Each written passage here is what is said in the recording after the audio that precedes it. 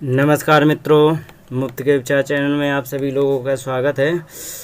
आज मैं बताना चाहूँगा कि जो फल एक प्राकृतिक रूप से पकता है, एक कृत्रिम माने बनावटी रूप से पकाया जाता है, इन दोनों में क्या फ़र्क होता है, क्या इनकी क्वालिटी में फ़र्क हो जाता है, क्या क्या समस्याएं आती हैं, क्या क्या होता है, तो इसके बारे में बताना चाहूँगा कि जब प्राकृतिक फल पकता है तो उसमें एक गैस होती है एथिलीन गैस से वो प्राकृतिक फल अपने आप धीरे धीरे पकता है, जिसको पकने से उसमें स्वाद, क्वालिटी, प्रोटीन, विटामिन्स, मिनरल्स जो भी होते हैं वो सब इकट्ठे धीरे धीरे हो जाते हैं। लेकिन एक बनावटी पकाया जाता है, मतलब उसको अपने हिसाब से पकाया जाता है। तो किस प्रकार से पकाया जाता है, उसका क्या प्रोसेस होता है, इस बारे में बताना चाहूँगा कि इसमें एक यौगिक होता है कैल्शियम कार्बाइड, जिसको CaC2 कहते हैं। इसमें कैल्शियम और कार्बन को मिला करके ये बनाया जाता है, जो कि ये दिख भी रहा है साइड में। तो ये होता है इसका होता क्या है, इसका प्रोसेस क्या होता है पकने का, इस बारे में बताना चाहूँगा कि जिस समय फलों के बीच में दबा कर रख दिया जाता है तो फलों में नमी होती ही है, तो उस नमी को वो ऑब्जर्व कर लेता है, उसी नमी से प्रक्रिया करके और वो अपना कार्य करना शुरू कर देता है।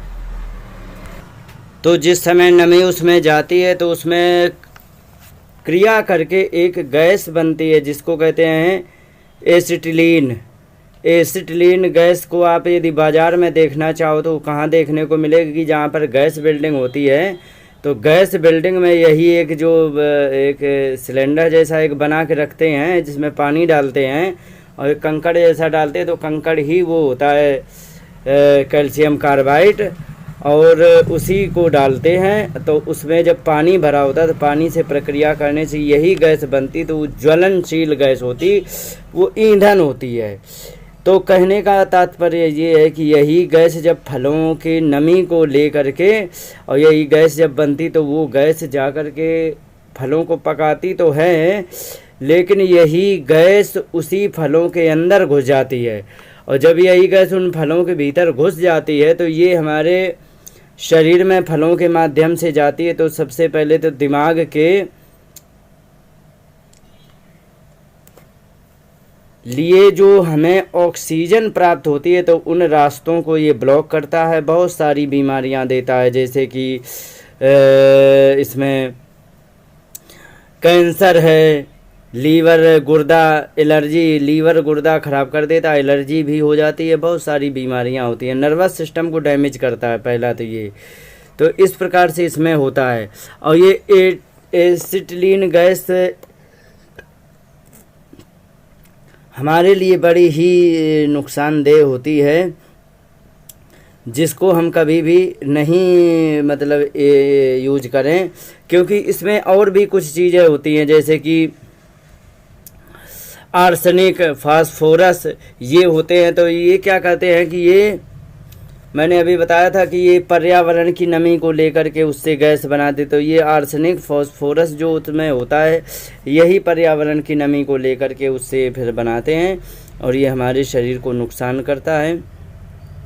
और इसको कार्बाइड गैस भी कहते हैं, कुछ लोग कार्बाइड गैस कहते हैं, कुछ लोग एसिटिलीन गैस कहते हैं।